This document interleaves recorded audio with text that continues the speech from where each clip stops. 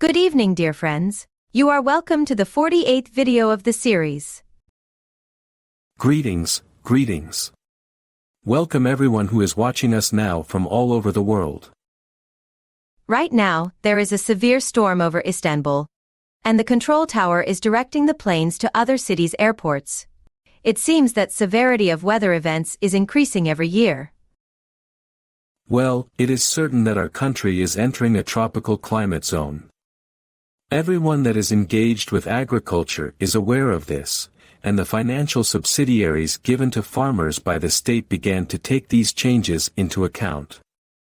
I mean, it is now certain that our country will soon be in the tropical climate zone. And please don't think that the tropical climate is much better, everywhere will be full of exotic fruits etc. I experienced tropical weather events in Africa. The great storms appear suddenly, and incredibly intense showers pour down, and next minute, it is all sunshine and extremely humid again, but because the showers are sudden and intense, this does not help the topsoil to slowly absorb water in. Then, all this downpour causes flash floods. And floods may not be creating damage in the vast wilderness in Africa but in our country, especially in the heavily urbanized areas such weather events will create havoc. Yes, we already have such problems in our cities built on the banks of rivers or streams. After intense downpours, rivers rise and floods the roads, buildings, damage infrastructure, etc. Well, we live the consequences of our choices, we will reap what we sow. And things are getting accelerated more and more. It seems that we will be reading passages about the looming climate changes next year, as we keep on reading the divine order and the universe in our reading and commentary series. Yes, let's start reading. Bodies are always encountering each other's states in certain milieus or certain spheres of certain cosmoses. This encounter also indicates the management of individual plans, which are regulated by sublime principles, in another mechanical way. All of these deeds, devices and conducts are executed within the organizational systems of the sublime plans of duty, by the labor of those beings in duty. Besides, in the life of tests and trials, there are many topics where bodies associate with each other, and this situation is an expression of the preparation to the superworld, to the plan of duty. In short, over the individual plan is the communal plan. The communal plan is, besides having been orientated to a purpose, a complicated plan which regulates the individual plans through a secondary mechanism. These regulations occur under the influence and supervision of the plan of duty, in accordance with directives coming from the unitary. That is, individuals find their own fields of tests and trials, of development within the endless combination of life, which is prepared by the innumerable influences flowing from the various levels of the plan of duty into the communal plan they live in. As the charges of influences on the individuals increase, as development accelerates, as comprehension matures, communal states are regulated pertaining to the individual's plan. Here, the point to consider is, the communal state is prepared not for a single individual, but for every individual of the communal cadre. Let us take a communal plan for 100 individuals, although this is a crude example. From these individuals, for A, the state of 99 individuals is in question. However, from the same 100 persons for B, the state of another 99 persons including A is in question. Likewise for C, the state of the 99 persons, including A and B, is regulated. That is, 99 persons are not utilized for one individual. Beings in duty assign these 100 persons with duty to each other through extremely subtle layouts. However, the degrees of evolution for these 100 persons are certainly not the same. The need and evolutionary necessity of everyone changes through, again, the same subtle mechanism. A's state in relation to the 99 persons is not the same as B's state. Similarly, within this communal plan, the state in regard to the matter also changes for each individual. All of these occur with quantitative changes in the matter combinations and bodies, which are brought out with the influences sent by the beings in duty by virtue of their position. Individuals, unaware of the mechanisms here, think they are tumbling around within some mysterious events which they cannot understand. On the one hand, someone may be poor according to the quantitative changes combination realized in accordance with necessities within the plan, while another is middle class because of the regulated quantities up to a certain degree. On the other hand, another is rich, one is cultured, another ignorant, one is a musician, another a street sweeper. One is happy, another unhappy, one is good, another bad, one is diseased, another healthy, good-natured or ill-tempered, selfish or altruistic. And all other states occur through the individual and communal quantitative changes technique via the channel of influences coming filtered from the unitary. In order to fulfill the necessities of developments, in accordance with the original principle, within time and space cadres, and quantitative changes of matter which is subject to the same mechanism, are regulated in accordance with the above states as well. As the scope of this knowledge between influences and beings widens, it is possible to attain higher intuitions. So, these are the hidden goals beyond the apparent goals of the communities seen by mankind. The last sentence of the first paragraph in this passage strikes my attention most, and it gives us a clue, an intuition about the structure of the organizations of duty. Let me read. All of these deeds, devices and conducts are executed within the organizational systems of the sublime plans of duty, by the labor of those beings in duty. Of course, we cannot think this structure as a geometric shape because we cannot gain much insights from this way of thinking. However, if we combine our power of imagination with our intuitions, then we can gain some basic insights about the layering up of the plans of duty, starting from the initial levels at the plan of duty, and in accordance with the degrees of evolvement and development in an automatic fashion, and ever-ascending organizations toward the unitary. As we discussed last week when we talked about the symmetry and the differences of this symmetry between above and below. Yes, toward higher levels, the number of the organizations decrease, yet the agency and knowledge increase. Again, I must remind our dear friends to take these descriptions symbolically. I just remembered that last week we tried to express the hierarchy of the levels in the plan of duty as liquid or flexible, but I think fluidic may be a better term for this. Anyway, at the symmetry below, the beings in duty appear as unknown heroes, trailblazers etc. with less and less individuality and sensuality as they pass to the higher levels in the plan of duty. Therefore, when we think and talk about the plan of duty and/or the beings in duty, we must stop thinking in terms of individuality. On the contrary, we have to think the ever-increasing unity of the groups at the higher levels of the plan. And, another sentence. The communal plan is, besides having been orientated to a purpose, a complicated plan which regulates the individual plans through a secondary mechanism. And we read how the interactions of individuals within a community lead to the development of the communal plan, and at the same time, how the communal plan leads to the development of the individuals within a community. In short, this is, simultaneously, an en masse development of the community and the individual developments of its members. Well, it is said mathematics is the language of the universe, and I think, this simultaneous and/or reciprocal development of the communities and the individuals contain an advanced type of mathematics. And if we can imagine and think beyond our concepts about the linear and spatial time, that instant distribution or expansion of the influences arriving at a communal plan and then becoming the varying lots of each individual member of that community in order to activate them in this or that way requires an immense calculation. Again, try to imagine it without the linear and spatial time concepts. This immense calculation is so exact that individuals receive the influence they need in exact amount. And also, the needed amount of influence for each individual is known by the beings in duty in the cadres of duty.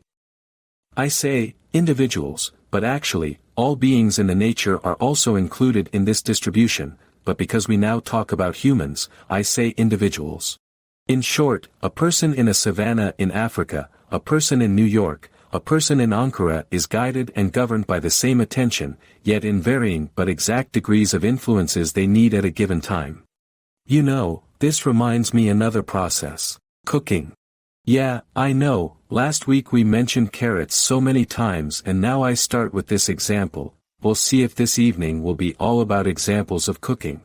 This example popped up in my mind's eye as you read this passage. The heat of the gas ring or the fire in the stove is the influence. Heat comes from a single source. Cooking requires knowledge of ingredients because each ingredient must be added to the pot in a certain sequence or order. Not only the knowledge about the ingredients but also the size and type of the pot, the necessary intensity of the heat and the necessary cooking duration. When each part of the process is done correctly, then we say, "This was delicious," otherwise, we feel something is amiss. I know, I tell you don't think human-centered, but I still come up with crude and worldly examples. Nevertheless, these processes feel similar. Let me explain. There is the knowledge, and there is an influencing process that is exclusive to that knowledge. And there is a mechanism for sending out this influence as much as needed. This mechanism utilizes physical natural events, more correctly, to ensure the development of the beings. This mechanism utilizes the timely interactivities between and among people. And these immense interaction or inter-influencing continues on as the main influence gets disseminated, distributed and taken by the intended receivers as much as needed. And if you think about this expansion of the main influence over the immense communal crowd, but still each individual receives this influence in exact amount each of them needs. And similar to cooking process, if this is done in a short period of time, then the meal will not cook properly, yet if this is done in an overly long period of time, then carrot and potato pieces will melt, become mushy. That is, timing must be correct. Knowledge about the tools and ingredients must be right, and the amounts of the ingredients to be used in the recipe must be exact. The most profound example I can think of about this immense inter-influencing mechanism you mentioned is the life story of Mr. Ruhselman. After his graduation from Kabatas Lycée in 1916, he enrolled in the medicine school. During that time he discovers a book titled Truth of the Existence, and in the book he read about the heaven, who can go to heaven. The martyrdom, how the martyrs will be at the top of the list of people that can go to heaven, etc. And he was so impressed by this, that he self-registered to join the army, without telling anyone about his decision. One day, as he was walking on a street and passing by a newspaper vendor's stall, the wind picked up a newspaper sheet and brought it to his feet, and he saw a fortune-teller's advertisement, giving seances. He was so curious if he could go to war and become a martyr or not that he went to see the fortune-teller. He waited and waited at the given address for many hours, and then an old bearded gentleman appeared, and suddenly, in a trance-like state, he started to shout at the young man, "Son of the surgeon! Son of the surgeon! What's that nonsense about heaven, about martyrdom? Go and finish your education. Get out of here, out of my sight!" Mr. Ruhselman was shocked. The old man had known that his father is a surgeon, and his desire to become a martyr. But hearing these words had saddened him. He went to his family to inform them about his plans, and his announcement created a family crisis. Later, with his uncle, he went to have a coffee at the tea house. As the uncle and the nephew sat and were discussing the situation, at the next table an army officer heard them and said, "Young man, your feelings are so sincere. Dying for your country is an honor, but our country needs educated young people more than it needs soldiers. So, finish your education and serve your country in this way," and then gave him his name card, by adding, "Take this card to this branch of Ministry of War and ask them to unregister your name. At this name card it is read, Colonel Mustafa Kemal. So, meeting with Mustafa Kemal, later he will be known as Ataturk, changed the direction of Mr. Ruhselman's life. Instead of going to war and becoming a martyr, he became the Dr. Ruhselman we know. Had not been this encounter, he could go and die at the front, and we would not be reading the divine order and the universe. Yes, there is a communal plan. It contains the transmitting the knowledge that will be a bridge for the mentality of humankind. A bridge knowledge between the world and the divine system.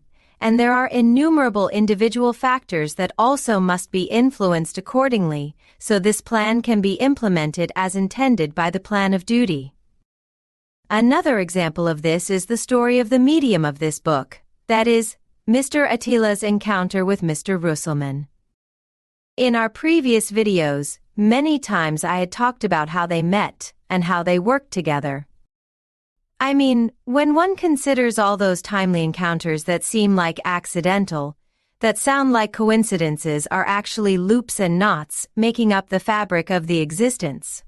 Each of those loops or knots is connected and chained with another in an incredibly intricate, complicated, and complex way of organizing that is directed and guided by an immense plan and influence. Jung had coined the best term for these meaningful encounters: synchronicities. Seemingly random, accidental happenings and incidents in daily life that sometimes have qualities of a practical joke, that we only understand the plan behind those synchronicities in hindsight. When we look at what changed the flow, the direction of our life so radically. Yes, now when we look back at the history and at the life stories of pioneers, leaders we remember with gratitude for the things they had done in the past, we talk about these incidents with a linear time mentality. This happened and then that happened, etc. Yet, please try to remember what we actually try to get some insights about. Nonlinear and non-spatial mechanism of the higher plans that simultaneously governs myriad number of synchronicities for innumerable individuals and objects. Because, this is what all beings will eventually learn and implement as they start gradually ascending the levels of the plan of duty. But first, we, as beings, need to understand that spherical time. Multitasking, multifunctional. We have such words and terms to express the increasing number of tasks or functions we need to deal with in our daily life. Also, the increase of the events that requires and even demands more efforts from us humans is just a preparation for those stages. Yes, we can get tired, exhausted, and do mistakes. After all, human errs, as the saying goes. Still, we are, slowly but surely, getting ready for the tasks we will shoulder as beings that pass to the plan of duty. And all those lifetimes we live through in order to complete the stage of human, those 500 to 700 lifetimes, are all about completing the missing points of this preparations needed for reaching the proper level and scope of comprehension and compassion. And again, try to imagine for each lifetime the being needs. The whole system that includes ancestral systems, genetic material. Parents are brought together in a manner that will manifest as exclusive to the personality of that incarnation. And try to imagine how the data of that lifetime gets related and connected to the data of the so-called past or previous lifetimes of the being. What the being can and cannot achieve in that given lifetime will be compared with the achievements and or failures, again, so-called past and previous lifetimes. And now, please try to imagine that this will be last worldly life of the being, and all those details have to be taken into consideration while planning this incarnation that will contain the resolving all unfinished business that being carry over from those, again, so-called past lifetimes. We are trying to imagine an incredibly immense and vast, magnificently encompassing and multi-branching system. Of course, with our limited comprehension and perception, we cannot do this properly. Yet even the small part of the universe we can sense, observe, and measure there is an immense organization. Yes, even this thin slice of the universe we can observe with our gadgets and tools is incredibly immense. And maybe just because of this, we tend to accept this thin slice as if it is the entirety of the universe, similar to considering the Earth as the center of the universe. Yes, in those ages, maybe such belief and convictions were understandable because they didn't have our laser or LiDAR gadgets, satellites, space telescopes etc. And now, as we use our gadgets and observe the further parts of the greater space, the incredible numbers of galaxies etc., we become awestruck and say, wow. Yet, this book begins with the words of the plan. This book is part of the harmony we see, feel around us, and name as nature in a partial fashion. The plan is telling us that, naming this thin slice of universe as the entire nature is so deceiving, so insufficient that we must rattle, shake, shatter and break your hardened beliefs with the knowledge in this book. And all symbols, examples, explanations and descriptions given in this book are still within the scope of our senses and perceptions. Yes, there are many profound mechanisms working behind all of these manifested appearances, within the spherical or perceptual time comprehension, that is, beyond our superficial time perceptions, but they are impossible to be expressed and described with human vocabulary. Because we can only sense and perceive by and through superficial or linear time, by and through observing, sensing and measuring things that follow each other in a successive manner. Let me repeat. The examples and symbols given in this book are suitable for linear or superficial time, suitable for our senses and perception. Yet, beyond this thin slice we can sense and perceive, there are many mechanisms that are never explained, but may be mentioned as magnetic fields. Even this mentioning is an immense detail, yet we still cannot comprehend it. Please do not think electromagnetic fields when you read or hear the term magnetic field, as expressed in this book. Electromagnetic fields can only be in extremely cruder versions of the magnetic fields mentioned in this book. And even in this extremely crude version, we humans are still making extraordinary discoveries, for example, the magnetic field tunnels between the sun and our planet etc. We don't know about such discoveries. We don't know about the general knowledge about the greater space. In the daily life of average human being, such topics are not relevant. I mean, most of the humankind does not know that the entire solar system is traveling in space right now. There are wonderful animation videos about this fact. Let me share a short one with our dear friends. Not only Earth revolves around itself and also travels around the sun, the entire solar system also revolves around itself and moves in space.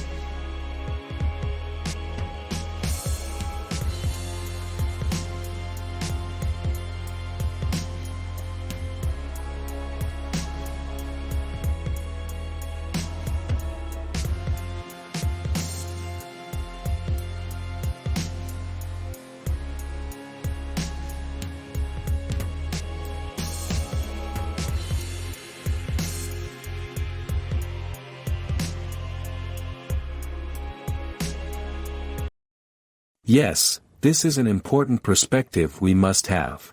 Most of us assume that the sun is more or less at the same spot in the empty space, and all other planets revolve around the sun. As we see, this is not the situation.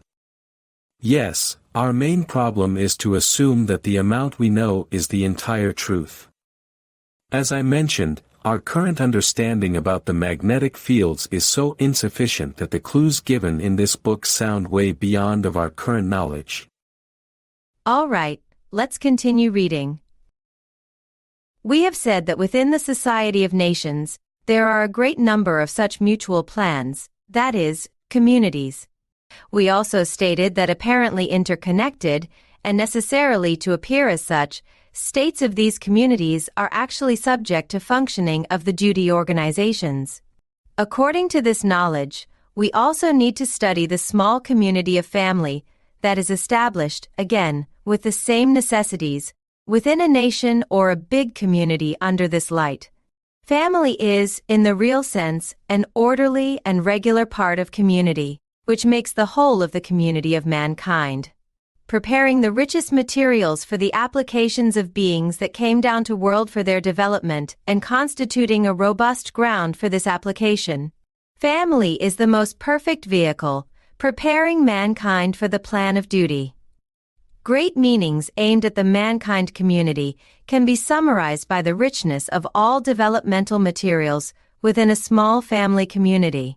This truth indicates what significant roles a family constitution executes in the preparation of mankind towards the plan of duty. As a matter of fact, no lower or higher component or preparative in the world can be outside the scope and necessities of family knowledge. After all, the structure of a family is built in ways and forms to gather all richness of evolutionary material. Certainly, everybody has passed through a hearth and home and benefited from the blessings of it. As I mentioned before, the knowledge given in this book is all about the purposes, reasons, and consequences of we humans' activities and inter-influencing within human society, and how we get developed by the conscience mechanism. I mean, in that sense, all things we talk and discuss in this series about what to do and don't to do actually corresponds to our activities in the communal plan. Yes, in some countries, the importance of the family is emphasized more, just like in our country, but I think, family is important in every culture. Of course, we can observe less developed or not so completely organized family structures in different cultures and countries. Family structure offers many possibilities for the parents and the children to learn about acting as individuals but at the same time as an organization in the face of the events, tests, and trials life brings. And these learnings help the individuals in becoming the properly functioning members of larger organizations or citizens of a nation. I mean, this is the ideal situation. However, we observe and also experience that, both in the individual and communal level, the solidarity and unification of a family or a nation only happen if there is an external threat to its existence. Well, even this may not happen if there is too many dysfunctions within the structure of a family or of a nation. Yes, when seen from outside, it is tragic. If members of a family are in conflict and disagreement, the apparent solidarity and unification that family displays is just a pretension. Because putting a wedge between those persons' feelings and thoughts for each other is much easier. And this is also valid for nations, for countries. And it seems that the struggle for becoming individual but at the same time a member of a human community is still a great test and trial for human beings. Yes, as the basic duality unit, if we can become individuals within its structure, this is a good start. But because not everyone has this good start, in the working of the further and larger organizations of human individuals create conflicts and disagreements. Again, another test and trial phase, for us. In this passage, we read, "Certainly, everybody has passed through a hearth and home and benefited from the blessings of it. So, either in this current life or in one of the past lifetimes, everybody passed through a family unit." And yes, as we read in this last paragraph. After all, the structure of a family is built in ways and forms to gather all richness of evolutionary material.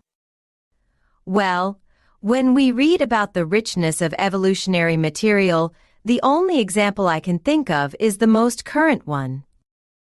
That is, the pressures created by the lockdowns and quarantine periods on the families due to this pandemic. The mandatory gathering of the family members, without justified excuses of escape such as business travels and meeting and long office hours for spouses, without the helping hands of babysitters for children, caretakers for elderly parents. Everyone had to face or encounter what they could evade so far within this pressurized family dynamics. Some families completed the overdue or delayed and already exhausted cycles in their life. And some families found new opportunities for consolidating their unity, their cooperation. And again, I will say that this pandemic dangled many, yes, our most frequently used metaphor, many carrots, because we now hear about the increasing numbers of pregnancies all over the world. Once, an elder brother had told me that he experienced what the unconditional love could be, even though as a slight intuition of it, only when he became a father.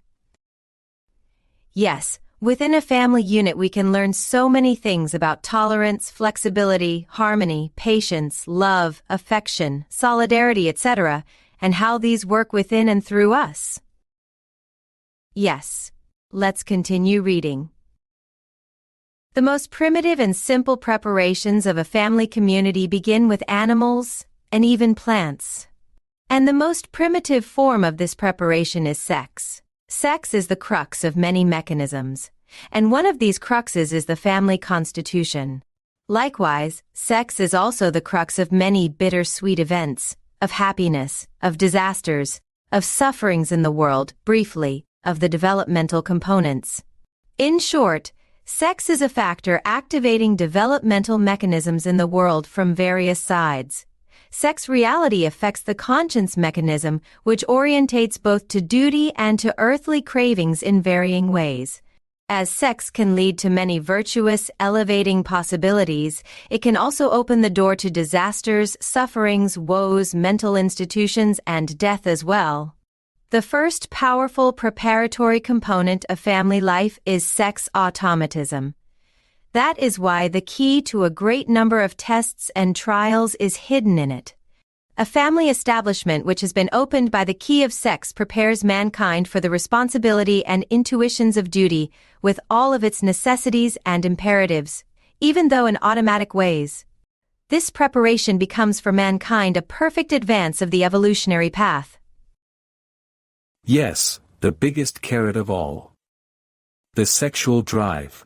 Its influence, attraction and instinctual and hormonal power over human beings is so powerful. And the tests and trials emerge from sex are not only physical but emotional as well. For example, gender issue. In many cultures, women are not equal in the eyes of the society. If they give birth to boys, they are considered worthy, but if the baby is a girl, then this becomes an additional problem for the woman. It also creates problems for the newborn, how it is welcomed to the world and into the family, how it is treated by the mother and/or the father, and by other siblings and family members. And some other cultural and societal pressures, and also problems like abuse, mistreatment, inequality, etc., exist not only for the female but also male children as well. The suffering, troubling, blocking results of such problems are the most frequent issues people are troubled with in life. And in our times, we observe persons who search ways of discovering and strengthening their anima or animus, their feminine or masculine sides. In short, people are looking for ways to regain the balance within their own duality unit. Yes, the automatism of sex. And working on this is so important. If our dear friends can deeply think about this issue and on this passage, I am sure they will gain new insights about this topic. And if I may, I'd like to ask a question to our dear friends. They can write their answers and comments in the chat box, in the comments section, or send us later. Yes, Human babies are born either as male or female, but sometimes there are people who are not happy with their gender, sometimes who wants to change their gender, sometimes who do change their gender physically through arduous processes, sometimes who change their gender mentally and psychologically. We observe such persons because there is rather an atmosphere of freedom about such decisions and actions. Yes, my question is, what is their place in this passage we just read? What is their developmental situation? And what those conflicts, blockages, tangles, and difficulties bring out? What are the reasons of these? Or, in other words, what does a being gain from such experiences? What does a being learns, if there is no good or bad, pretty or ugly for the being, and if everything is an experience for the being, what is the drive behind this experience? Yes, while waiting replies and comments to your question from our friends, let's continue reading. What are the developmental materials provided by the hearth, which is such a powerful vehicle in the mechanism of preparation of duty? It is possible to pick the answer of this question from the knowledge about the communal plan we have just given. As understood from this knowledge, developmental components prepared by the family institution, as some may think, are not necessarily to be pleasing or gladdening mankind or gratifying their earthly cravings. On the contrary, most of them display characters like suffering, difficulty, trouble, torment, and even torture. And actually, the most powerful and beneficial side of the family institution is constituted by this tough, stern, and regular facade of it. By carefully observing the events that have occurred from the first moment to the current days of a family that has been established, one will acquire profound insights and knowledge in this topic. Even the events occurred that have just before the establishment of the family start to provide the expected results from the working of the family mechanism. On the topic of two persons of either sex coming together, although at first there seems to be some easiness belonging to both, a great number of hardships and even impossibilities which need to be overcome separately by each of the candidates may emerge. And each of these becomes an issue of test and trials and observation for both parties. For example, during that time, huffiness, resentments, quarrels, fights, and even murders may occur. These are suffering but powerful evolutionary materials that are deemed as negative ways, still at the beginning of the family.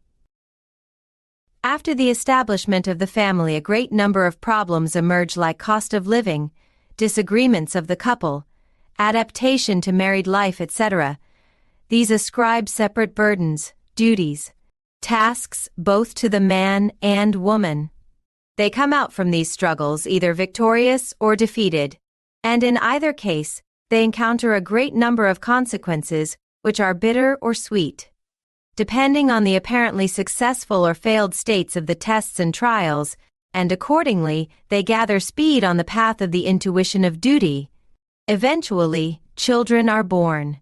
Nurturing them and seeing them grow up, their illnesses and health, their deaths, accidents and pains, etc., provide for the mother and father observations, which sometimes take the path of joy and sometimes sorrow. In the meantime, the peacefulness they will feel when they have attained the comprehensions of passing successfully through these experiences will elevate them through positive and joyful paths. The frustrations and pains they will feel at the end of the unsuccessful, inapt tests and trials they deem as negative will also cause them to advance on another path. Afterwards, countless consequences of the feelings of responsibility because of the problems like training and education of the children, their good or bad upbringing. Likewise, grown-up children's behaviors against their parents and other members of the family will line up as endless issues of tests and trials, of refining experiences. All events of family life that appear as sources of suffering or joy in different ways actually give mankind the intuitions of the great plan of duty. In summary, an apparently happy family, an apparently unhappy family, a family leading a life full of disasters, a calm or noisy family. In short, all families that are subject to various conditions of life, are only powerful elevation vehicles regulated according to the needs and orientated to development of individuals. This valuable vehicle, with all of its happiness, pains, disasters, becomes a perfect ground for the application of preparing necessary intuitions for the plan of duty, which is the goal of mankind, and provides all kinds of possibilities of this application. There the loves are born, the loves are lost, births, deaths, partings, reunions follow each other. All of these become rich developmental materials, each with the joys and sorrows they cause. Just as a mother is elevated so high when she feels happy for her newborn baby, the mother that cries for her dead child gets ahead that much in her state. However, we will remind you of this point again. All these states of the family, its progress in the path of development, its advances or pauses, are completely subject to the assistance and supervision of the beings in duty. The family allows the simplest and automatic exercises of the path of preparation to the concept of unity, which expresses the complete form of the evolution towards the end of universe. As seen, most of the time, facial and personality similarities between the partners is an expression of a synthesis constituted between the magnetic fields of the bodies, as of the necessities of the family community, and it indicates that beings are converging on each other. The better this magnetic field's synthesis is constituted, the more perfect the cohesion is within the family, and the closer the family comes to its true goal. This last paragraph summarizes everything, but still, the point strikes my attention most is, regardless the good and bad experiences an individual, a family, and even a community, development is achieved in an interesting balance, just like the yin and yang symbol that contains a dark dot in the white part, and a white dot in the dark part, and what look good or bad to us is only due to our worldly perception and a limited understanding. In short, development is ensured no matter which side is chosen. So, we understand that when a breakup or divorce happens, this is not a failure from the perspective of the being, more correctly, of the spirit. Because each person learns what she or he needs to learn from this institution called family, it is not about building a family and sustain it, but about gaining what we need to learn and experience from a family structure. Once again, we read about the invisible behind the visible, about the hidden behind the apparent, about the unknown behind the known. That is, ways of the spirit are mysterious only for us, because we see events in life sad or happy, bad or good, failure or success, but for spirit, all of those experiences are just experiences, all is utilized for its evolution. Of course, as we learn more about this fact, as the vehicles of our spirits, we can advance this development further and further with more awareness. And, within a family structure, we can, first, work on ourself, and then, work for achieving the complete harmony between the magnetic fields, and then, for reaching the unity of the family. This is the intended purpose, and each of us trying hard to learn these through myriad experiences the family life provides us with. We read here an example of a mother's happiness for her baby's birth, and deep sadness for her baby's death. We had discussed this topic of losing a child in our previous videos. I think this is one of the most painful experiences for a parent, and for many persons, this is a shock mechanism causing people to start on a path of profound question and deep contemplation, if they didn't have such a tendency until such a painful experience. And many times, such parents visit our society center, and they are full of questions. Can I communicate with my deceased child? Is my child healthy there? What is this hereafter my child went to? Why my child died so young, etc. This example reminded me of a book we had published the Turkish translation of many years ago. Messaggi della Speranza by Paola Giovetti. This book was about the messages coming from deceased children in a very young age through an automatic writing medium. Their messages were to soothe the pain and sorrow their parents feel, by explaining them that this was their own decision, and also to help in changing their family's frozen belief patterns. Sometimes, both parents start asking those profound questions and search for answers together. Sometimes they cannot go on as a couple. Still, as we read in this passage, all those experiences and the emotions they evoked in us for the development of our beings. Yes, when we hear or read about harrowing events, especially related to young people and children, our emotions become intense. And we react with harsh judgments because we can only see the tip of the iceberg. We cannot see the karmic connections at the background of such events, developmentary needs of the persons involved in such events. Because of this, we need to work hard for intuiting what is at the background of the states and situations we harshly judge. Well, one of our dear friends asked, "Can you explain this facial and personality similarities between the partners?" Well, just as written in this passage. Facial and personality similarities between the partners is an expression of a synthesis constituted between the magnetic fields of the bodies, as of the necessities of the family community, and it indicates that beings are converging on each other. This is because magnetic fields of partners that live together for long years and also that the harmony between them is well established. This facial and personality similarities may be a visible sign of the cohesion of their relation.